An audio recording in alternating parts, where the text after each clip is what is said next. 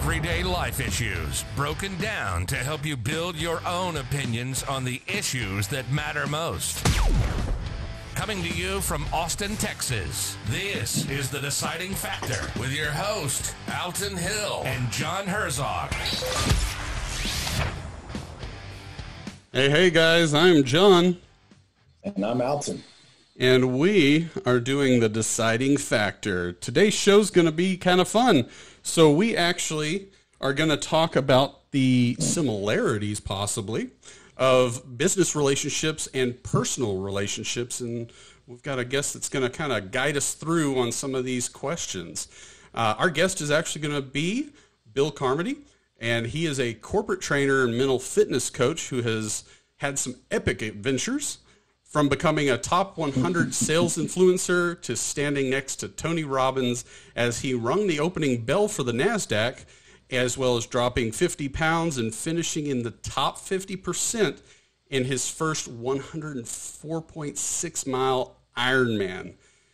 He has also been flown to Brazil to interview Sir Richard Branson.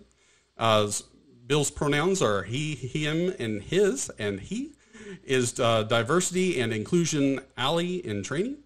Bill has founded and successfully exited 2 highly profitable and award-winning multi-million-dollar marketing agencies.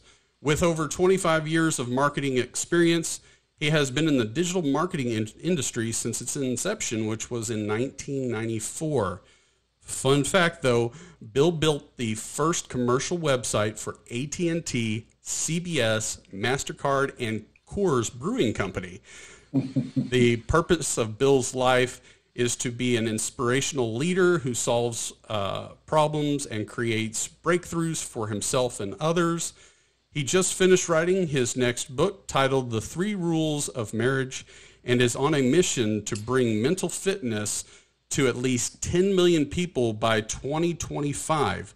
Bill is a former columnist for both Inc. and Forbes magazine, having written over 350 articles. He has spoken at dozens of industry conferences across the globe and has had the opportunity to interview many high professional industry professionals such as Tony Robbins and Grant Cardone, both of whom follow him on Twitter as well, and also Richard Branson, Malcolm Gladwell, and Tim Sanders.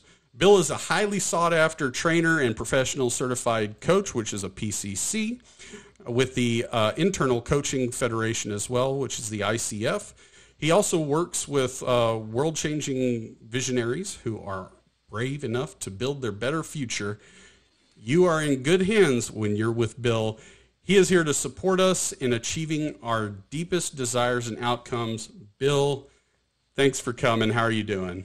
John, thank you so much. You just reminded me I need to change all of that up. That was way too long. Thank you for reading all of that. That was meant for you to get a background on who I am. We don't need to do that as an intro, but thank you for all of that. I appreciate it. I don't want this to be an infomercial for your listeners. No, but it's good because you have so much, and it's just one of those things where, you know, if I'm going on a show, I'm going to say all sorts of stuff. I'll give you my date of birth, where I was born. I get into it, but what you got quiet over there, Alton? Are you a little sore from yesterday? Well, thanks for bringing that up, John.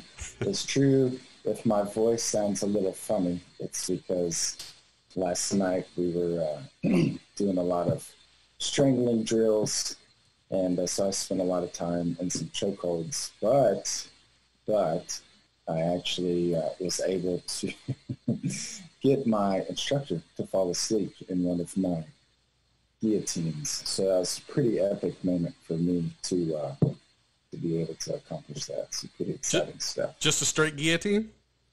It was actually an arm-in guillotine, which is a little harder to get somebody to go to sleep in. And so good stuff.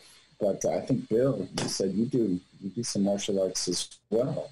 Yeah, I got my ass kicked in Brazilian jiu-jitsu, and I think part of it is just because I was a terrible, terrible wrestler when I was in high school, just the worst, like the just at the bottom of the stack. And so I got into Brazilian jiu-jitsu only because I wanted to just like figure out what to do on the ground. I'm a 4th degree black belt in Subakto Muda Kwan, ready to test for my 5th degree. Yes. And my goal there is to just, one and done, end the fight before it gets to the ground. Because if it's on the ground, if you and I are going at it, I'm going to lose. Yeah, I like it though. I like it. It's tough. I mean, that's like one little blink in my jiu-jitsu history, but I could easily share over a decade of lots of not so glamorous moments for sure. So Bill, being that you're in a 5th degree now, basically that tells me you have a lot of free time. Is that right? Yeah, not at all. What I'll tell you is great about the way that this works in the belt system is that for every degree you go up after black, it's the number of years to the black belt. So from 1st to 2nd degree, it's additional 2 years to test for your 2nd. Then from 2 to 3, it's now 3 additional years. And then 4 years on top of that to go to 4th. So now I'm going from 4th to 5th. So that's an additional 5 years as a 4th degree black belt to test. So it just gets exponentially more and more as you continue to march up the ranks. It's phenomenal. Yeah. Yeah. Wow. So I know we didn't really talk about this beforehand, but what's your feelings on how martial arts has helped you in the business world? Oh my God. You've been doing it for so long. That's a there's a Korean term called Pyongyang, which literally translates to peaceful confidence.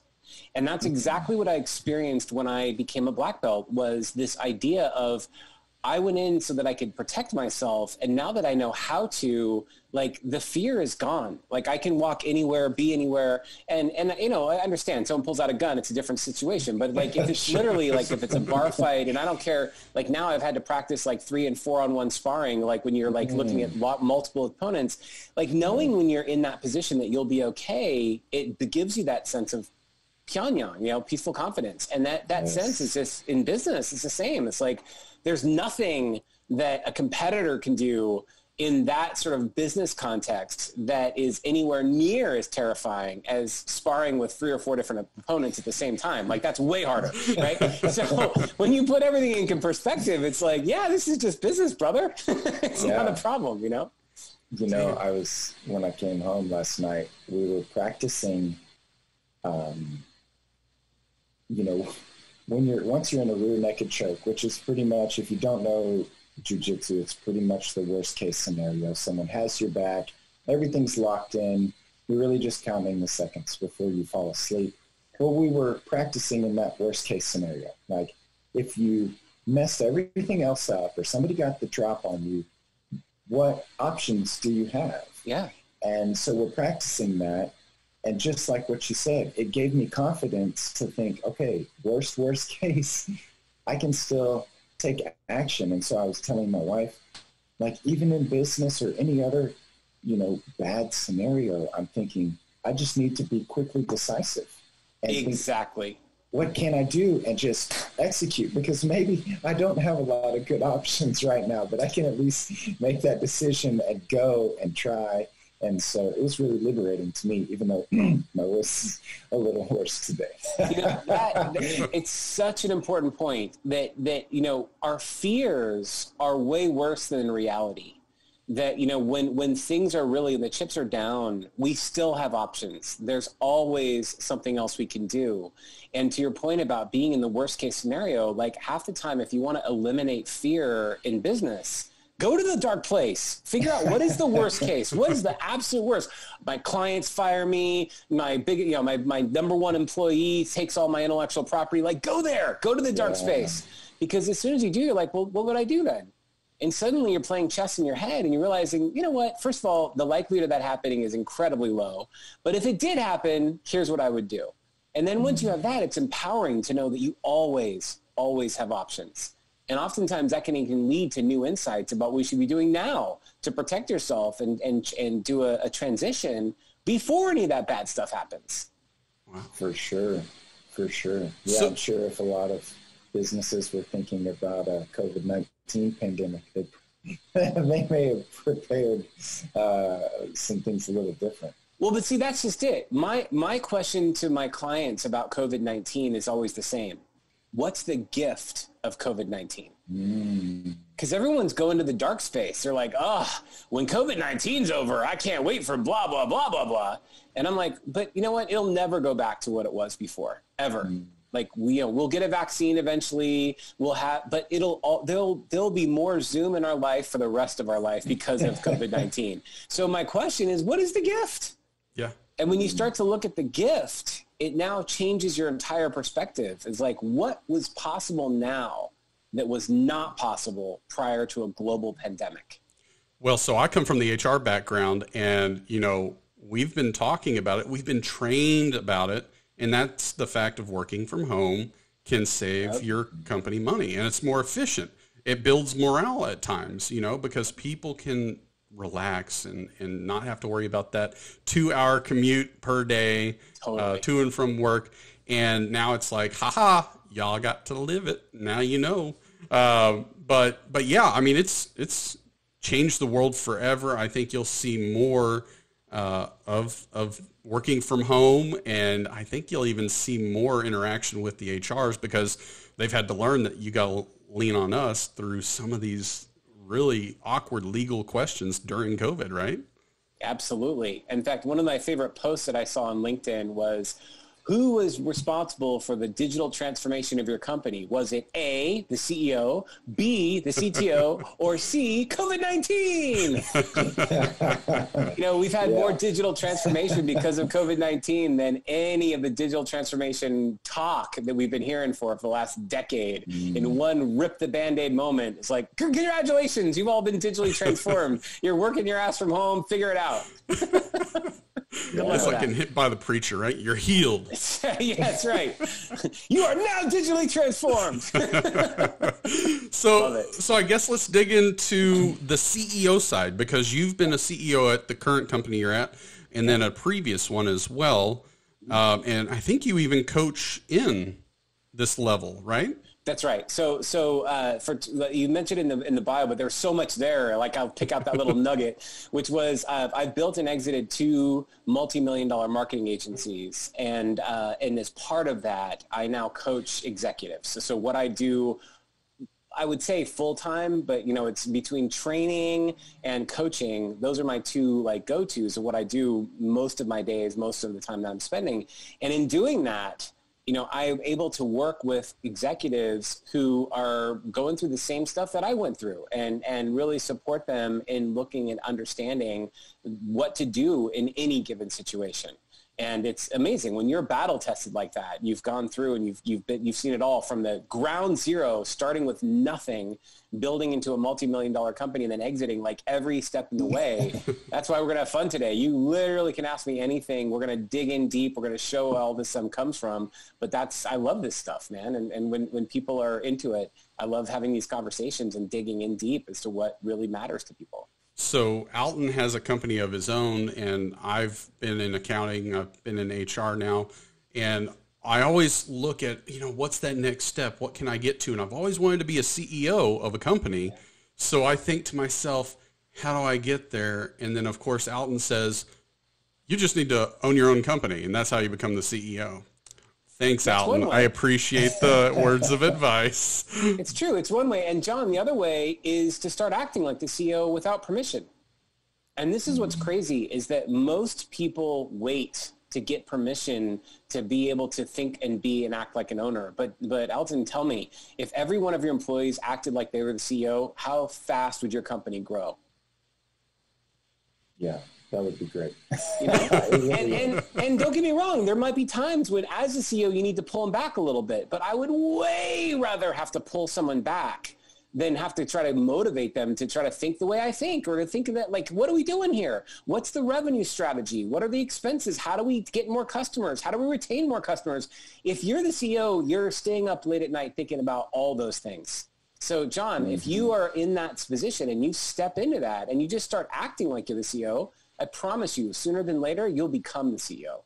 because everyone's going to come to you for all the answers. And once they start doing that, it's just going to be like, what? You're in the wrong seat on the bus, brother. You're like sitting here in HR. What are you doing? Come on, let's come with me. Let's get you motivated. Let's get you elevated. And that's what's going to happen when you start acting like it. You know? But what about with politics and whatnot? Because in certain generations, like ours, you know, you get people that are already trying to get to where you want to be. So then they get upset if you're trying to leapfrog over them. My general position is easier to apologize than to ask for permission, straight up. So here's the thing about politics. Politics come from distrust. So what it comes down to is I avoid it like the plague. My focus is trust. My focus is trust. And here's the thing, you either trust me or you don't trust me. And trust is a lot of people say trust is earned, but that's actually not true. Trust happens from having trust. I trust you because I trust you, full stop. And when I trust you, I'm building trust with you. And unless you tell me and show me a reason why I shouldn't trust you, you get it by default.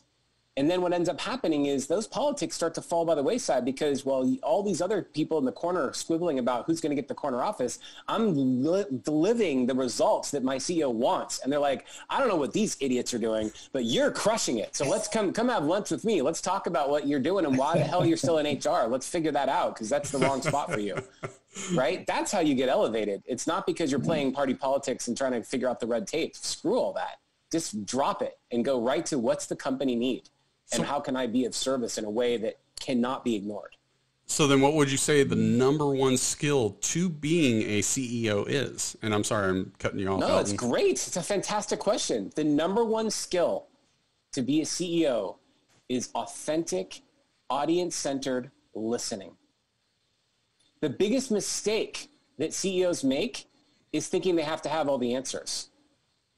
The best time I've ever been in my CEO position is when I stopped thinking I had to have all the answers and literally said, I hired a bunch of smart people. If I hired right, they're way smarter than me. What the hell am I doing trying to figure all this out? The minute I became lazy, I became a phenomenal CEO because I just stopped doing and I started being.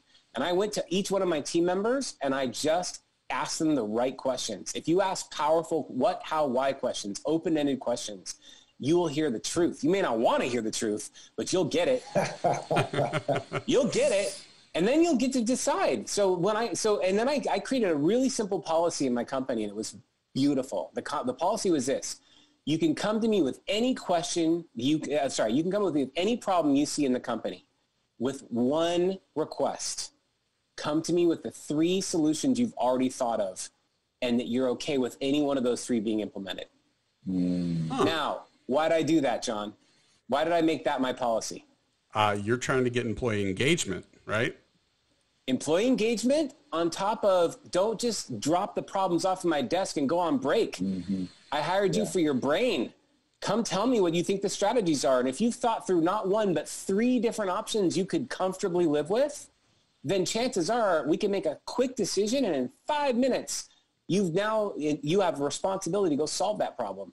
And you got my blessing, and whatever budget you need is yours. Get it done. So you really think listening would supersede, say, execution or trying to find solutions? 100%. Culture really? eats strategy for breakfast, per Peter Drucker, right? Culture eats strategy for breakfast. So if I think strategy is so important, I'm going to elevate the highest strategic thinkers in my company, and we're going to start fighting about whether we should go left or right and whether or not this person's better than that person, who's smarter, and like that takes us down a rabbit hole. So if I think about culture, it's, okay, what do we need to do, and what's stopping you from doing it right now? And when those bonds are lifted, it's like, I don't care what your title is. You know, we used to have in my company a conference room, we had to switch out because I had a round table. It was like the Knights of the Round Table thing. It was like nobody was at the front. We were all equal when we sat down for a meeting. And I would remind everyone, it's like, I don't care if you're the intern or you're like the CEO and everything in between. In this meeting, everyone's input matters and nobody's input is more valuable than anybody else's. Wow. And when you understand that that's the truth, and your team lives into that as if that's the way, then nobody gets discounted everybody starts to feel heard and understood, that like everyone has a unique perspective. The intern that just came in is not brainwashed by all the nonsense that the rest of your employees have already figured out, right? So they're coming in fresh and like, guys, I don't know why you're doing it this way. That seems really dumb. I want to hear that. Yeah, no, speaking to you listening, I mean, I have heard and had to report and record those complaints of people that get paid big bucks and the boss is not listening. The owner's not listening. So that's right. And that's it. And so here's the thing.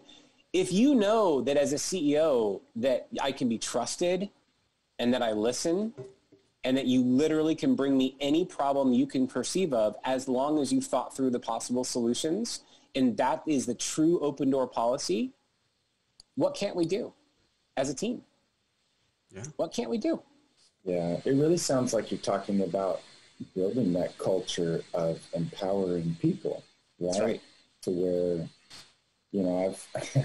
I've heard it said kind of another way, like, don't ask me a question that you can Google and find the answer in 30 seconds. Right. That's what you said to your kids. Will do it, right? Yeah, they're just like, oh, I'm too lazy to even Google it. Let's make it your problem. And so I love when it's like, hey, bring me all the problems you want, plus a couple of solutions. That's right, exactly. That you've already thought of and happy to implement, right? So, and that's the thing. When companies come to me, a CEO will come to me and say, like, we have a real problem with innovation. Mm-hmm. And he wants to focus on innovation. I'll say, stop. How do you handle failure?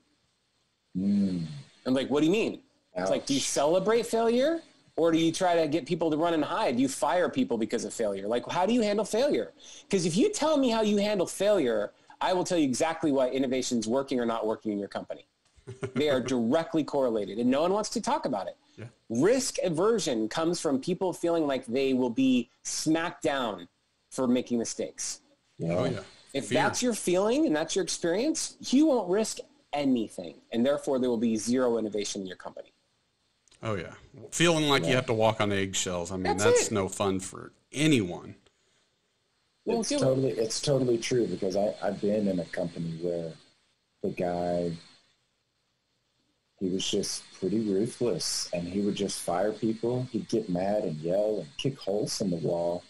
And, working with the engineers is exactly, Bill, exactly what you're saying. They're like, I got all these good ideas and I'm not even sharing them, because they held that resentment for the boss that, held out this carrot and, whatever, never delivered, or just got mad and fired guys that were good that maybe made a mistake. And I love what you're talking about embracing failure. I can't remember if it was a podcast or what, but it was a father saying that he would ask his kids, what did you fail on today? Yeah. Right? To build that culture of, what did you try today that's a little outside of your comfort zone? Hey, that's great. You did X, Y, Z that kind of, you weren't good at it. That's great, but you tried, and it's a totally different culture. Totally. And we do not grow in our comfort zone. So if we do what we've always done, we're going to get what we've always got. And so to that point about being out on the edges, like, if you're not failing, it means you're not pushing yourself. You really aren't. Like, I share my epic failures early in the company. Like, here, let me tell you some colossal $300,000 mistakes I made. Ooh, let's hear them. Let's see if anyone could beat them. You know what I mean? And I celebrate that. And I'm like, listen, I'm telling you, this was an epic fail. And I love it, because here's what I learned from it. And those $300,000 mistakes allowed me to build a multi-million-dollar company. And that's it. So like, and then, I'll happily share so many of my mistakes. Oh my God. I am lucky enough to have been interviewed by the Wall Street Journal because of an epic fail with America Online. And I can say that now because they're now part of Verizon, and all the people that are responsible are out. So like, it's all a different company. But we had the Coke Pop the Top challenge. And it was the most epic promotion we'd ever done, and the most epic promotion at the time Coca-Cola had ever done. And what we did was we said, look, you're spending gobs of money trying to people do these in-store promotions with these like under the cap programs. Mm-hmm. And I'm going to show you that we can actually move more cases of Coke by doing this digitally. And so we put together a Flash-based program, which was totally innovative, never been done before by AOL. They'd never had any Flash on their platform ever.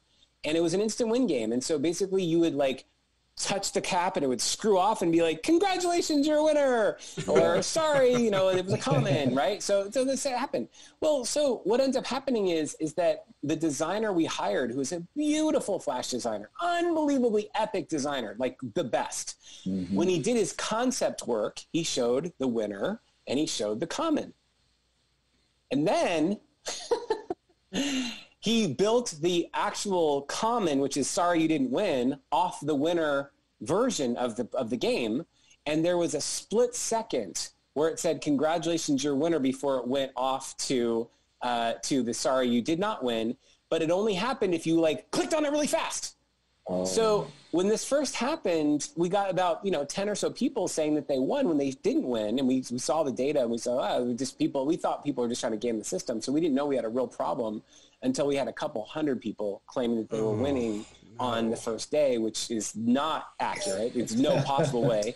And so we had like a SWAT team exercise, and we lost hundreds of thousands of dollars because we refunded AOL the entire cost of the promotion. We didn't get to charge them any of it. We ate all the development cost. We went further to actually reach out to all 800 people that were affected by the promotion and did the right thing. We gave them prizes and not the exact, it was the big, we couldn't give them $10,000 prizes like they thought they won, but we gave them stuff, all kinds of stuff to make it right. And we said, look, this was an error, and technically we're covered in our rules. We're not required to give anything, but we understand that was a bum deal. So here's how we're going to make it up to you, blah, blah, blah. And then I got interviewed by the Wall Street, AOL, they want to take the call from the Wall Street Journal. They're like, what happened with this game? I'm like, I'll take the call. So I own up to it. It's like, here's what happened. And I'm, sorry it happened. And we did our best we could. It's we're at some new frontiers. We tried some new things, didn't work out.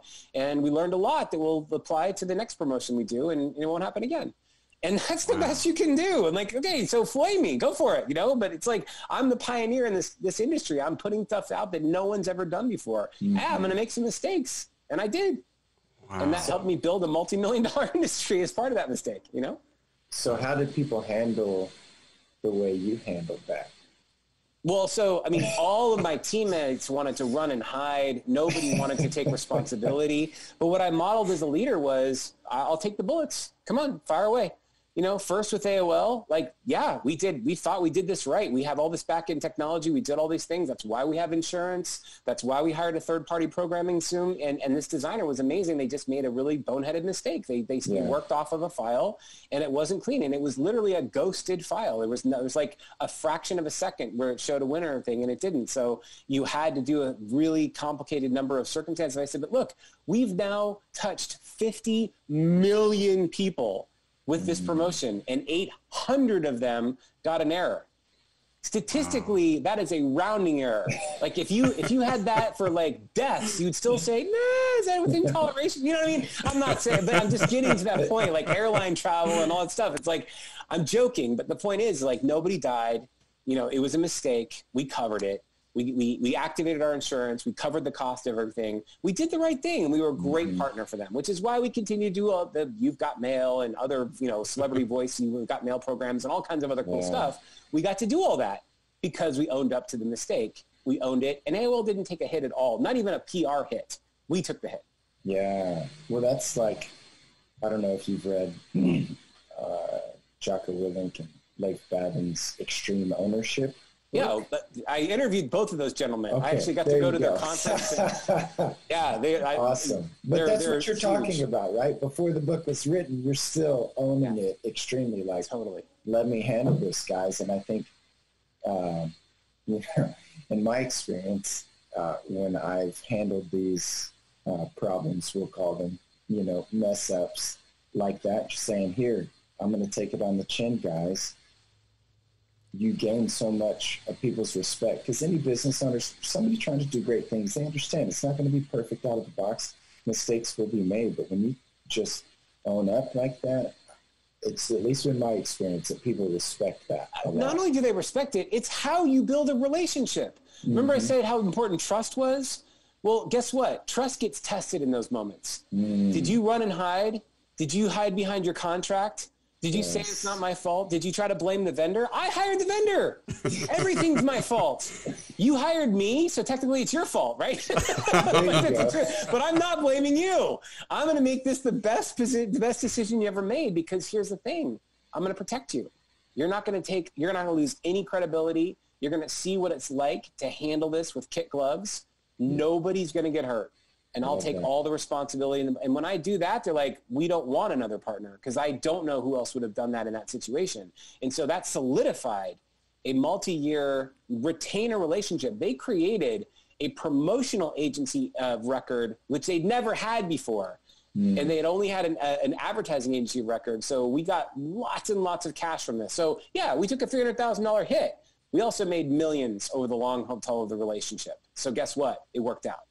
Yeah. You know? What's the gift in this? What's the gift in this.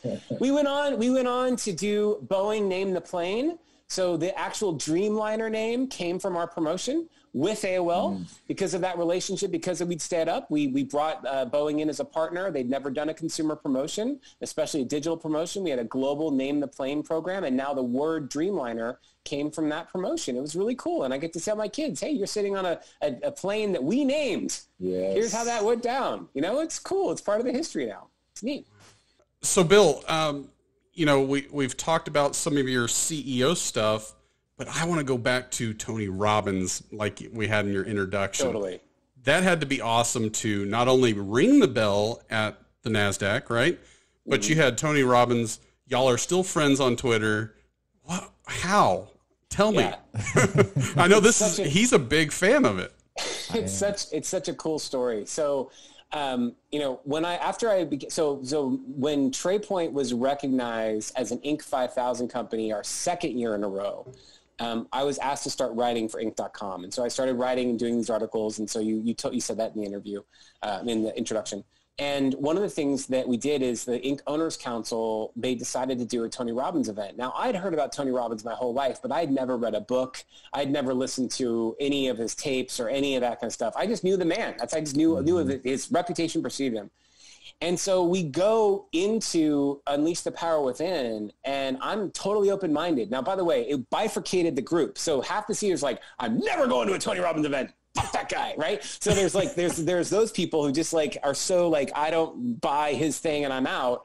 And the rest of us were like, this sounds fun. Let's check it out. Let's see what's going on.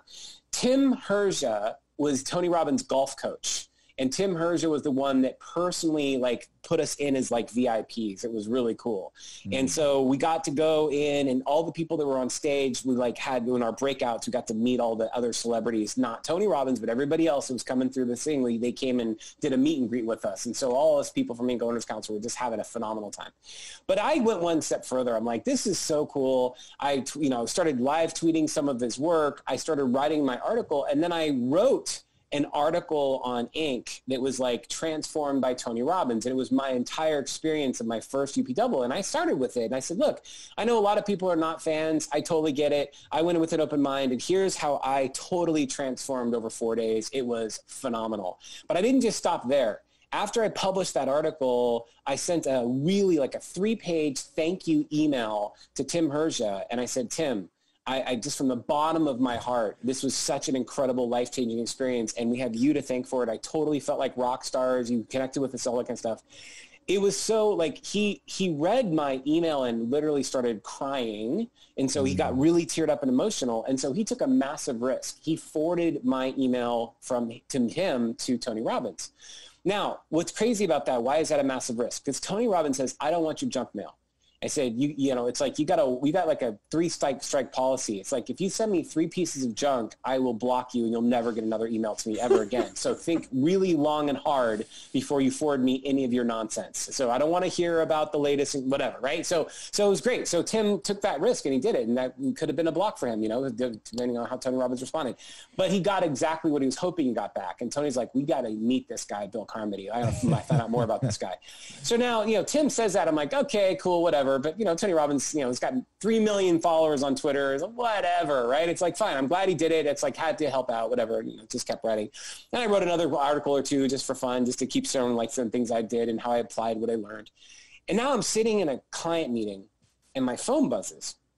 And it's on Twitter, and it's basically said, Tony Robbins is following me on Twitter. I'm like, yeah, right. I figure someone spoofed me. I've got some really cool, like, high-end developers. I'm like, asshole, that kind of thing, right? So, no, it's not totally true. And then I get a direct message, and Tony Robbins says, I read your article. Anything you can do to help me touch more lives or meet more people, reach more people, I would be eternally grateful. And I'm like, is this Tony? So I actually looked at it. I'm like, of course. Like, it's his assistant. Yeah. and he's like, great. It's like, I can't wait to meet you. And I was like, what? And I looked at Twitter, and it was legit. He'd followed me on Twitter. He's got literally like 1,000 people that he follows, and he's got 3 million followers. And I was one of them. Like, this is insane. So I'm like, okay, time to step up my game. So I hired a production crew, and I lived down. I said, okay, Tony, what I think as a marketing guy, I think the biggest miss you have in your company right now is you're not doing podcasts. Let me break this down for you why you should have a podcast. And I spent $5,000 to put together this massive video around all the things, the reasons why he should have a podcast. And I said, and here's what I anticipate your objections. You have all this audio content. Why would you give it away for free? And I broke it down. I said, let's look at the cost of the people what they're spending in your events and how many more people you could reach and how many more millions of lives you could touch if you were just doing a podcast. 6 months later, he launches his podcast. It was amazing. So like I had his ear. I'm like, this is awesome. I got it in. This is fantastic. So I keep writing articles. I keep publishing stuff, and suddenly there's a bad event happens. Dallas. It's actually your backyard. In Dallas, they did a fire walking at a UPW and about 12 people burnt their feet. Oh. And the media had a shitstorm. Oh my God, how is it even possible that people can walk on fire and think, 50 publications started just attacking Tony Robbins for the walk on fire.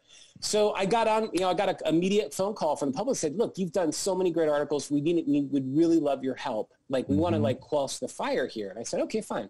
So we put together the article, and it was called False Alarm at the Tony Robbins event.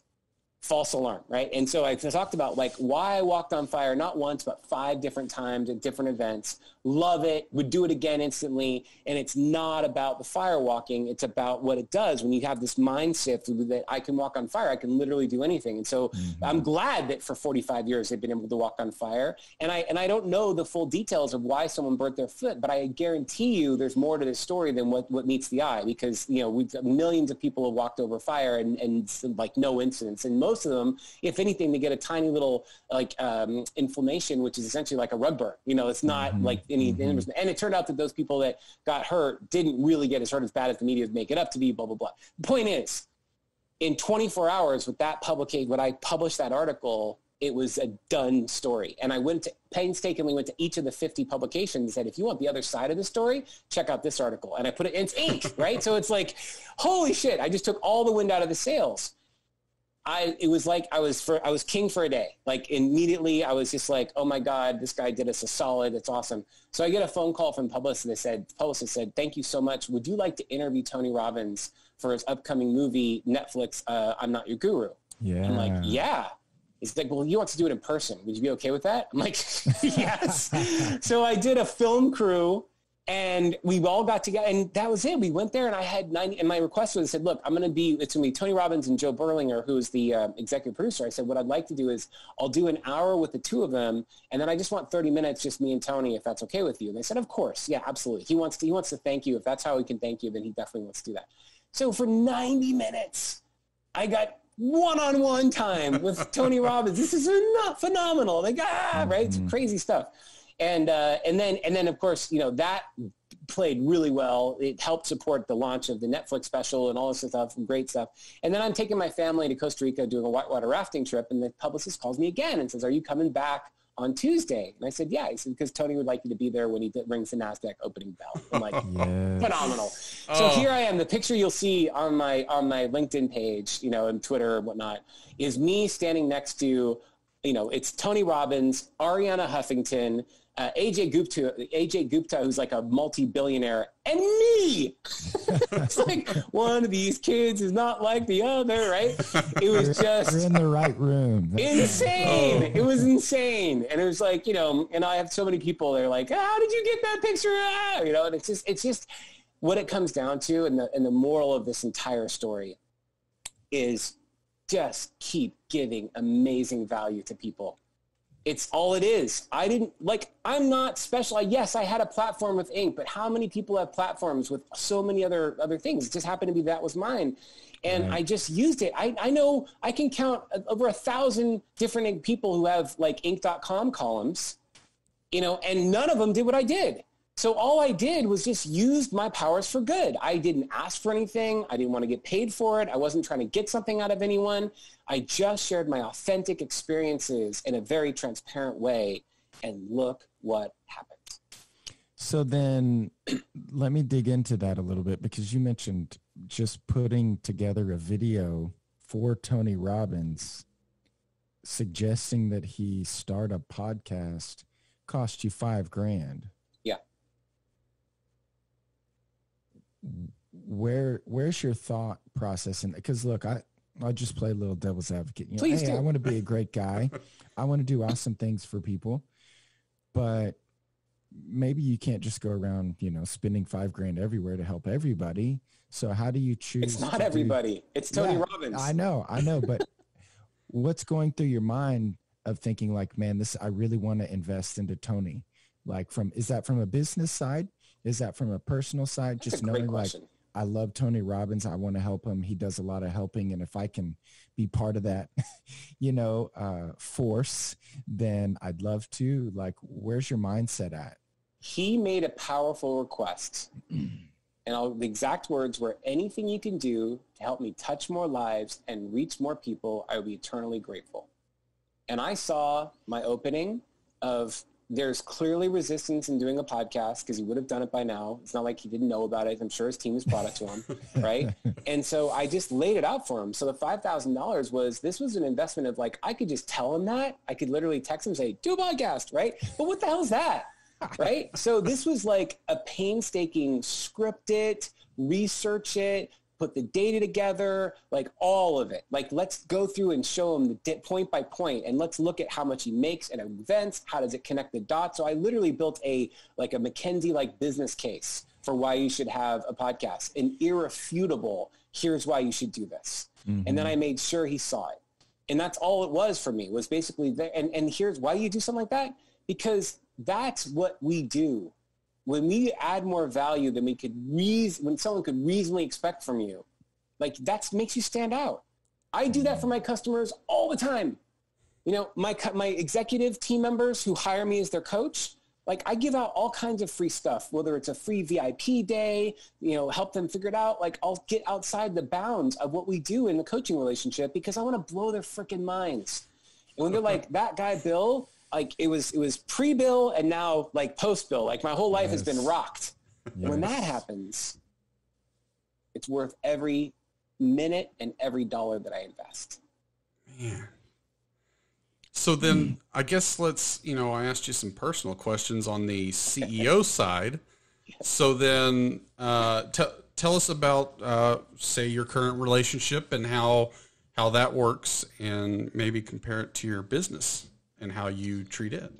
Yeah. So we're talking about my book, The 3 Rules of Marriage. Yes? Sure. Yes. Cool. Mm-hmm. So what's really great is on September 3rd, my wife and I celebrated our 20-year anniversary, but blissful marriage. Thank you. And I know a lot of people that have been married for a long time, but the passage of time does not equate a blissful marriage, right? And we know that. So when I say we have a blissful marriage, I mean it. Like no different today than 20 years ago when we first got married. We have built a fantastic and phenomenal relationship. Mm-hmm. But we didn't do it like by chance. This was on the day, like when I got married to my wife, my father-in-law, I saw he was patting his wife on the butt 45 years in. So 45-year blissful marriage, they're still acting like newlyweds. I'm like, what's your secret? He goes, oh, I've got 3 rules. I'm like, stop. Let me write these down. And so that's what this book is. So let me tell you, for the 3 rules are very simple in concept, and then implementation is everything, right? Okay. Rule number 1, don't keep score. Okay. Don't keep score, because if you do, then you're never talking about what's happening in the present moment. You're bringing up stuff from the past. You're anchoring your relationship to past events. And then you're predicting the future of your relationship based on those past events. By not keeping score, you can wipe the slate clean and you're focused on what's happening in the present moment. And you can always be present. You're not anchored to the past. You're not focused on, like what this is going to mean and predicting the future. And if you think about it, every time you keep score, you're like putting junk in your closet. Keep putting stuff in, keep putting stuff in. And one day you open up the closet, it all comes running down on top of you. I guess Right? that goes back to what we talked about before, where you said it's that fear of ramifications for making a mistake, right? That's right. Yeah. And it goes back to, not wanting to have to relive that moment over and over and think that they're going to use that against you constantly. That's right. Okay. And so essentially, by not keeping score, we're always in the present. So that's rule number one. Rule number two is it's more important to say I appreciate you than I love you. Now, this one was a little off for me when I first heard it. I'm like, isn't love more powerful than appreciation? No, because love can be generic. I can be fighting with you and still love you. I cannot like you very much and still love you, right? But appreciation is specific. I appreciate that you took out the garbage. I appreciate that you loaded the dishwasher. I appreciate that you took the kids to bed. Like, I appreciate it's specific and there's no ambiguity. I can say I love you and not really mean it, but I can't say I appreciate you for something specific and not have it land for the other person. Yeah. So it's more important to say I appreciate you than I love you. And the last one is don't go to bed angry. And the reason that's important is start fresh the next morning every single day. So at the end of the night, I got to decide if there's an issue, I either get to stay up late and hash it out if it's that important to me, or I get to let it go and not bring it up again because see rule number one.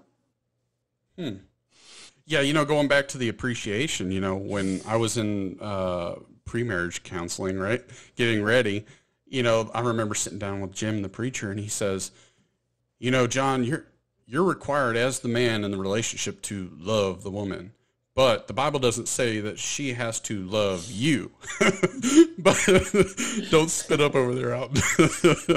Because you know Jim, so you can imagine him saying this. But he then turned around and he said, but she's required to respect you. And over the time, it stuck with me, and I'm like, man, I wish she would respect me more than love me now. That's not really what's going on. But I know what you mean. Yeah, I mean, it's respect versus, there's definitely a difference. Now, the appreciation versus respect, or could they go hand in hand? Yeah, so it is, if you think about respect, how do you know you're being respected? Okay. Right? Okay. To me, appreciation are the acts that lead to respect. Like, I can say I respect you, but when I say I appreciate you, it's very specific about what it is, like I honor in our relationship. And so for me, respect is part of that. It's basically like I know that you respect me because of what you do for me, and therefore I want to acknowledge you for those pieces. And as I acknowledge you, you want to do it more. So it builds the respect in the relationship. It builds the admiration in the relationship. Well, and I think too, just and maybe or may not be in your book, but just like to your point, that specific notion of like identifying, like, Alton, I appreciate you. That beard is great. I'm glad you've got it. It's like, oh yeah, beard's looking good. Thanks, babe. Right As on. opposed to just, I love you. And now what do I do with that? It's great. It's that warm and fuzzy. Maybe she doesn't want me to die. But when she says, like, hey, you took the trash out and I appreciate that, then I'm like, now it's almost helping that relationship grow because I know what she appreciates specifically and not just you. Well, who's you? Maybe tomorrow I'm a little different than I was today. I didn't get enough sleep. I'm kind of grouchy or whatever it is, right? So you can kind of optimize your relationship and continue to grow and continue to have that blissful marriage over 20 years. Well, and so I've taken these rules into business. And so what started out as a personal push has turned into the same rules for relationships in business. And if you think about how they apply, number one, don't keep score. So the whole thing we talked about earlier about failure, right? And sort of you want to talk about innovation, like show me how you treat failure. Well, guess what? If I keep score on you as an employee, you can never outlive those mistakes you made in the past. And trust is gone. And therefore, eventually, your employees will also leave. So by not keeping score, it forces me to be in real time with my team. You know, here's what's working, here's what's not working, here's what we get to add. And we get to really focus in on those elements by not keeping score. So I feel like you should have had a fourth one, though, because like we talked about earlier, you said key to being a good CEO is listening. So why wasn't listening included? It's all there. It's ever present. Okay. Listening is all three. So think about that, you know, so I could say trust is equally important. I could say integrity is equally important, but these are values. What I'm saying is the rules are the ones that will support the values. So by not keeping score, of course I need to listen. I need to hear you. I need to understand what it was. And so you can unpack this, whatever the issue was with me. And so we can let it go. If I can truly hear you, then I can forgive, which is to give forth the past. I'm giving forth the past so that it never has to be in our space anymore. So no matter what happens, I can let it go. Nice. So then the last one of your three, you said, don't go to bed angry. Yeah. You know, my wife has said that to me from day one. You know, if we have an issue, we gotta figure it out or just keep yelling until we fall asleep. But I'm just like, for me, I mean, if I'm going around in circles, I'm just like, you got to take a break. We'll see you in the morning. Bye. You know, yeah, but you know, and that's fine. But here's what it comes down to is that if you do take that break and go to bed, you're waking up with the same issue unresolved. And how does that day feel as opposed to just letting it go? So if we're going around in circles, then I'm going to say, look, here's my final word on this. I think this, and this. It's okay if we don't agree, but this is what I'm going to say so I can be at peace, and I'm letting it go. And we're done. And then if it comes up again, it's new. It's no longer the old event. It's no longer the pattern of behavior, but instead it's like, okay, let's talk about this and go back to, if there's anything, it's the foundations of how we want to be together. And we're co-creating our relationship. Okay, so you're not saying, so I'm black and white because I've got the accounting background in me, but, you know, so I had this opinion that, you know, you have to solve it, meaning somebody's going to be right and somebody's going to be wrong, but that's not what you're saying. You're saying we just need to get to a point where we are not angry and no one has to be right to... See, and that's the whole thing. In the context of keeping score, like, you need a referee. And that's ridiculous. Like in your relationship, there's no like right, wrong. Come on now. Let's be real. Like, okay, if you cheat on your wife, you're wrong. Like straight up, there's no like wiggle room and don't even ask a third party for that. You are being an ass and that's it. And you probably deserve to get divorced. Fine. Right. Whatever. But the point is any outside of those major infractions, you know, it's all relative. So like, because you didn't take out the trash when it was your turn, like, do I get points for that? I'm right. You're wrong. So what? Like, is that really like, is that the kind of relationship I want where we're keeping score on each other? So that's my point. Like the whole thing of righteousness and that piece of it is actually a survival context. The need to be right will take you out of the depth of a relationship you truly desire. Yeah. Yeah. That's one of the things that John Maxwell tells the story about where early in the marriage, he said, you know, I'm really good at debating and I could just beat my wife in an argument every single time. And then at some point, you know, it finally got to where she just told him, John, you can be right or you can be loved. And he was like, oh, you know, just hit him like winner, like knockout, KO. Yeah, I'm winning the argument, but I'm losing my wife. And so at that point, he realized like, you know, I'm kind of severing that connection, even though like legalistically I'm winning the argument. Right. And it kind of reminds me something that I learned from Tony Robbins, actually kind of a new thing for me. And I'm going to butcher this so you can correct me, Bill, maybe if you know, but it's that Hono'opo. Yeah. The Hawaiian. Yep. Where you just kind of like gaze into each other's eyes and say, I'm sorry. I love you. Yeah. I'm sorry. Please forgive me. Thank you. Thank you. Yeah. And just continue that loop. And at some point, Heather and I did it, just when we learned it, we're like, we're just going to do it. And then we just got so happy. We weren't arguing. We were like, oh, I'm so in love with you right now. Like, what just happened? And so I imagine for me, for this number 3, you should, one of the tactics could definitely be that homopo to like, hey, let's put this to bed and then and get through it. And the same for your employees. I want to be clear about that. That's the whole point of bringing this back to the business side, is that don't keep score. That totally applies inside a business. Mm-hmm. It's more important to say, I appreciate you than I love you. And love is an awkward word in business by itself, right? So put that aside. But do your team members feel appreciated? Do they know what specifically you think they're great at? Not like, oh, you're an amazing team member. Like, okay, but that's generic. Like you can say that to everybody. Yeah. John, thank you so much for how you handled that employment contract. Mm-hmm. I appreciate how you handled the way in which we need to deal with that particular situation. That was brilliant. Like that makes you feel appreciated. Yes. Yeah. Makes you want to work harder. Not like, John, you're a model employee. Thanks for being here. High five. It's generic. Means nothing. High five. Yeah. But to add to it, you don't want to do the Hawaiian thing at work and stare at each other until you love them, because you might hear from HR. Sometimes.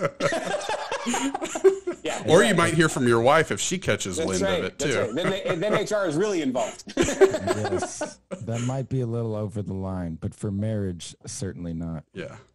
So I guess let me bring it back to home on the business side and your 3 rules. So you said in the intro I had, you exited the 2 multi-million-dollar companies. Yep. But how did those 3 rules apply to both of those companies? Beautifully. So, one of the things when my last company, when we decided it was time, we had our 2 biggest clients decide, because they'd both been acquired, that they were not going to renew our contract automatically. So it was no harm of us. We did everything great. It was a perfect relationship. They said, look, we don't like this any better than you do, but the new owners are forcing us to basically go through and do an RFP. And to me, that's the sign of they want to change. They don't care. They just, new blood, new relationship, new sheriff in town. Mm-hmm. So rather than going back and chasing that business, I made a decision at that moment. I said, it's time. We're done. This is it.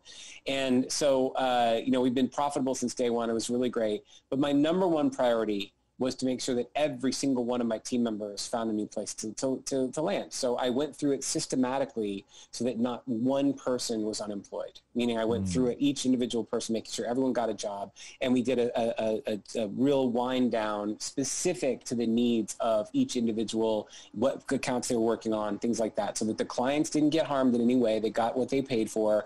But because of the way we had our terms written in our contract, we had like a 90-day out. So we used those 3 months to get everyone employed elsewhere and completely transition out the company. So the way those 3 rules applied is all the way through from the beginning to the end. We were completely above board, number one, because we were not keeping score on each other. We were constantly looking at how to hold each other up as opposed to knock each other down. We were focusing on the appreciation that we had for each other. And then every day was new. Every day started new. We started a day knowing that we had lots of things that we had to get done, but we got to work as a team, and there's no holdovers from the previous day that would interfere with our ability to do the work and the job. Interesting.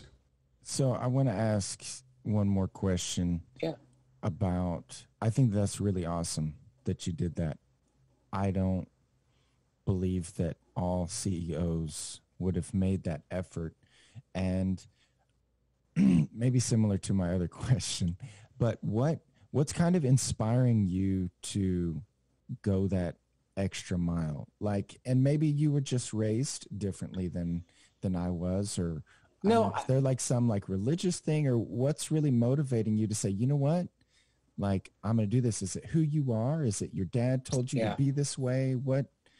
How can I embody that? I love it. I love it. It's such a beautiful question. Thank you for asking that.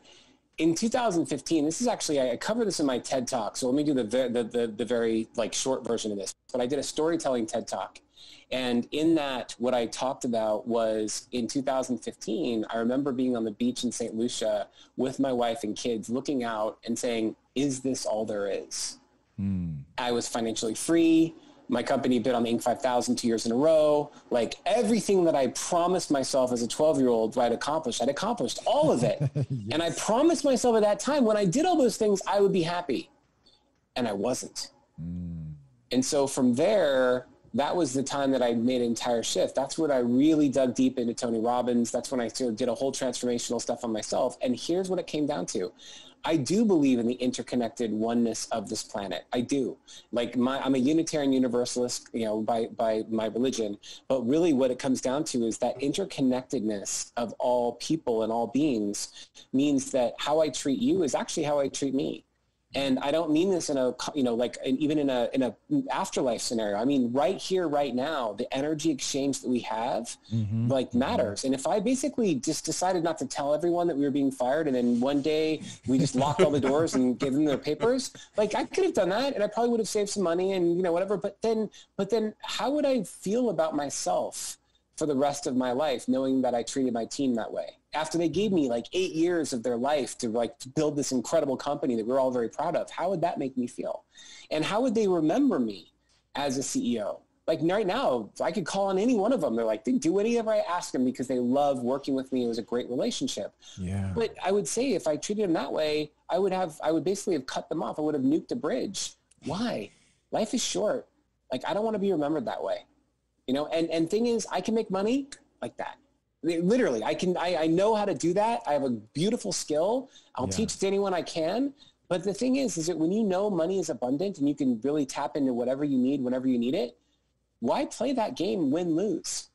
I would much rather play the game of we all win. Yeah. You know, that is a very common thing that I keep hearing from a lot of entrepreneurs. Money is never ending. Leaves clues. Yeah, I'm like, man, some of these mental blocks, I'm just like, I don't understand how, but yeah. John, the bottom line is that if you think you can or you think you can't, you're right. That's Henry Ford, right? And when it comes to money, it's no different. If you think you can make millions of dollars, you will. If you think you're not capable of making millions of dollars, you won't. And it really is that simple, because I call forth from my imagination that which I want to manifest in my life. And that might sound woo-woo to people, and I get it. But when you understand the quantum realm, and you understand how you and your participation influences outcomes, and you really start to study the research and the science behind it, it's phenomenal. Because I can actually think through. I mean, it's Think and Grow Rich. There's that book. There's Secret to the Millionaire Mind. T. Harv Eker. It's all the same philosophy. Yeah. What you think, what becomes.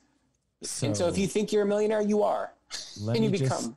You just can't get the car you want. So I just finished reading the book Psycho-Cybernetics, and I've really been digging into my own limitations and who is Alton. And, we talked a little bit about me getting strangled last night, and actually my instructor going to sleep. Well, he's a black belt, over 200 pounds. Yeah. 2 weeks ago, when I'm reading this book, I made the decision. I said, no, Alton, you've been practicing this for a long time. You're going to be serious, and you're going to do what you're capable of. Nice. Because the book said, where are your limitations? And I'm thinking about it, and I'm like, look, I've been doing this a long time. I should be able to do these things. And I just changed that mindset, and just changing that, I'm getting these taps that submissions that I would have never gotten before. Beautiful. And it was only because I just decided it. And I think, Bill, when you tell that to someone, they're like, well, you're saying that, but, and they have this but, and it's like, just try it, literally try it and see what happens. And that but is why they won't succeed. That but is the but is the reason. It's the self-limiting belief and the saboteur thought that stops you from having everything you want in this world. And you know what? I'm sorry people live that way, honestly, because I used to too, and I don't anymore. Yes. When I see something, I go for it and I win. And I do it consistently, because if that doesn't work, I try something else. If that doesn't work, I try something else. If that doesn't work, I try something else until I finally win. And when people look at it, they're like, wow, everything you touch turns to gold. No, it doesn't. I'm just not sharing all my horror stories along the way. Happy to, right? But I just try harder than everyone else for the simple reason that I don't give up ever. Well, I think one of the things that I've heard from you, Bill, is that in a lot of ways, I feel like you've conquered that skill set of handling fear, and not everyone can just wink at 300K loss, right? But John and I, we are fortunate enough to talk to successful people on our podcast, and it's John, tell me it's not the same story. Yeah, look, I blew it over here, but then look what happened. Right. And they didn't let that break them, and they just kept going. And everything that you're talking about with culture and your failures, to me, even in relationships, right? If I will allow myself to not go to bed early, if I will allow myself to live in the present, then where's fear in that? It's like you're letting go of that, and you're just here now and saying, what's next? Okay, yeah, I messed that up. You messed that up, but let's go. I don't have to worry about that anymore. And I just love that. So thanks for bringing that today. Thank you. Appreciate it. So now Alton, next time you do your little guillotine, we need you to step it up just one by throwing your leg over him. That way you get the Peruvian necktie in. Oh, that's your next step. That is You're going to have to master it. That is a good one. Well, let's do this deciding factor. Let's do it. All right, here we go. Now it's time for our deciding factor. I don't know why my camera keeps going off. But, okay, so the question being, should you treat your business relationships the same as your personal relationships? That's what this deciding factor is all about. And, of course, let me go back to the HR background. Culture, employer engagement, things like that. It's always kind of made sense to us. But I like your 3 points that you made and the 3 factors of marriage, right? Yep. And they really do fit. And I tell you, don't keeping score, I think, is really big, because even in some of the jobs that I've had in the past, I always have this fear, even if it's a small boo-boo, I'm sitting there, it's racking my brain. Am I going to get fired for this? And some people make it more extreme than it should be, but man, it really haunts me. But then to ever have a boss like the way you say you've treated your employees is one of those things where it's like, damn, he's got my back. I don't need to fear this. Obviously, I don't want to recreate the same thing, but I really want to do something good for this guy. If I screw up, I'll admit it, and then I'm sure someone like Bill or Alton can help me get through it. The second one, the appreciation, that is the biggest one, though, because like you've said, if anybody comes up to you and says, I love you, okay, great, whatever. But if they too, man. Yeah. If they appreciate you, I mean, I think of it in the way of when I'm around Alton, right? You can shake his hand, but I tell you what, if he knows you, if he knows anything's wrong in your life, screw the handshake. Come here, buddy. And it's a hug. I'm a hug. Because he appreciates you as an individual, a friend, a relative, whatever it may be. That's the biggest one. So for that third one, not going to bed angry. At first, I really didn't agree with it because we explained it earlier in the show, but you've thoroughly changed my black and white to the gray. So, well, I'll give it to you on that one. So I would absolutely say your 3 rules for marriage could absolutely be applied and should be applied to business. And as you stated before, there's obviously more to business and running the show, but in theory, it has everything combined in it. What about you, Bill? Thank you, John. 100%. I honestly couldn't say it better myself. It comes down to all the things that we've done it really comes down to like, what are the relationships you want at work? What's the relationship you want at home, with your friends, everywhere? You know, this is why I wrote these down. This is why I wrote the book. It's, you know, 3rulesofmarriage.com. Here it is, right? Everything you need to know. Why? Because I want people to have this in their life as 3 simple rules that are deeply unpacked and can be applied to any situation. Your wife, your husband, right? It could be specifically in your work. It could be your employees. It could be a coworker, a friend. It's all there, and they all apply. And when you start to realize that, it makes it simple in terms of how you handle your relationships. So yeah, I'm right there. That's my vote. Nice. All right, Alton, big question for you. You know, this one's a tough one for me to unpack. I got a lot of loose marbles bouncing around. I'll just think out loud, I guess, because it's a podcast. And if I just sit here, it's going to be really awkward. But one of the things, Bill, that you've got me thinking is, what have I learned that I need to unlearn? Mm-hmm. And I certainly believe that we have a creator, and he's created us all in his image. And at the end of the day, we're all humans going through this human experience, and we all have these same needs, and we all have different gifts. And when I think about, well, how should I treat you in this business relationship versus how should I treat my wife? I mean, yes, they are different relationships, but at the end of the day, like, my wife has a role of a wife to me, but she's also still a human. And if I have an employee or a client, you know, they may have some role as a CEO or as an assistant or as a this or that, but they're still humans. And if we want those deepest connections, we have to acknowledge that they're humans. And from what you're saying, Bill, if we're kind of paying homage to that and those needs as humans, then the rest of the things will take care of themselves. And so even in your story with Tony Robbins, you're like, you know, I'm just going to pay it forward to this guy. I love him. I love what he's doing. He's awesome. Like, what can I do to help?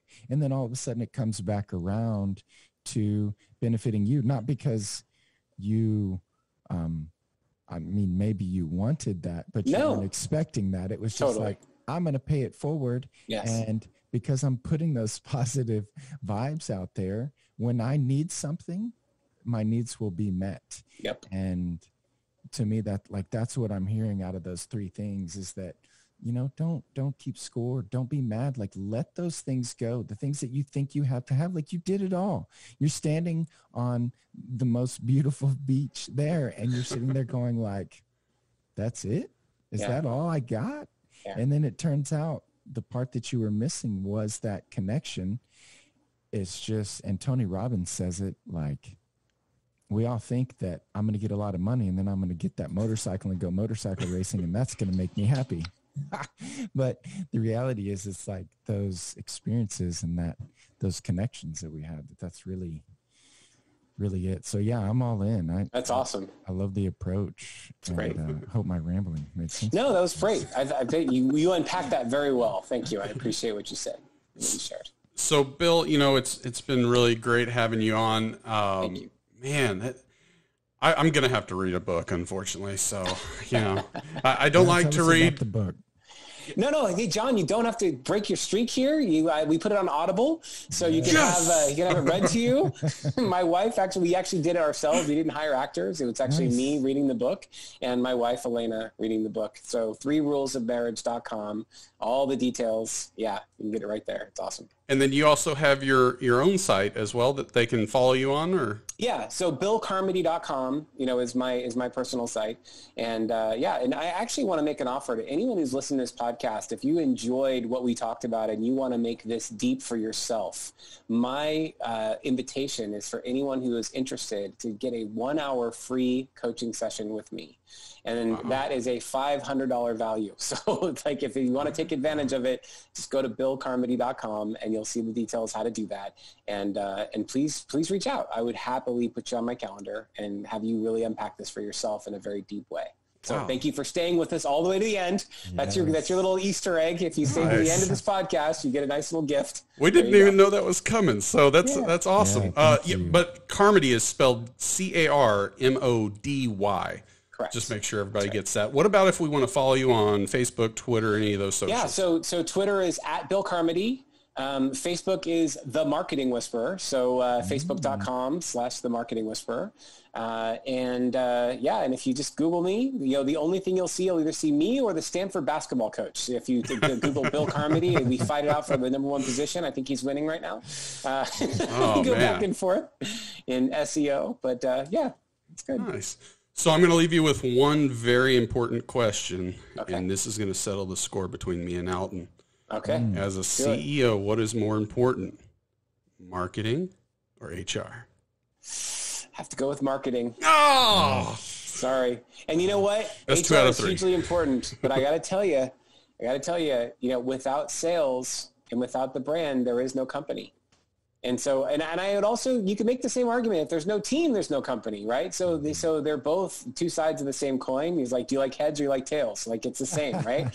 So it is true. But I'll tell you, to me, if you had to build one first, your marketing and your sales builds the playground by which you can create HR.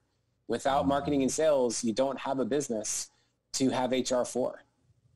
So that's why I put that one first. Nice. And you're asking a marketing guy, 25 years of marketing. Come on, I'm not going to have side with HR. I love you, but.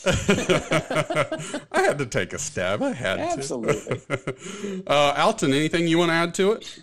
No, but I just want to say thanks, Bill, for coming on our show and dropping all of your wisdom bombs. It's been great, and secretly, you're definitely a huge role model for me just in life. You're probably a couple years ahead of where I'm headed. So you're giving me wisdom and insight that I can leverage. So I'm super appreciative. Well, thank you both for having me on your show. It's been an absolute pleasure. I really enjoyed it, and you guys are a kick. It's a lot of fun to be on your show. So thank you for making it so much fun. I appreciate it. Awesome. All right, guys. Good luck on the book launch. Yes. All right. 3rulesofmarriage.com. That's my thing. That's your thing. Thanks so much. All right, guys. Y'all say bye. You too. Bye-bye. Bye-bye. Take care. This has been another episode of The Deciding Factor, giving you food for thought on real life issues. Be sure to click, like, and subscribe to this podcast, as well as all your big social media outlets, Facebook, YouTube, and Instagram. Don't forget to check out our website at thedecidingfactorpodcast.com and give us comments and feedback. Until next time, stay safe and remember to keep an open mind.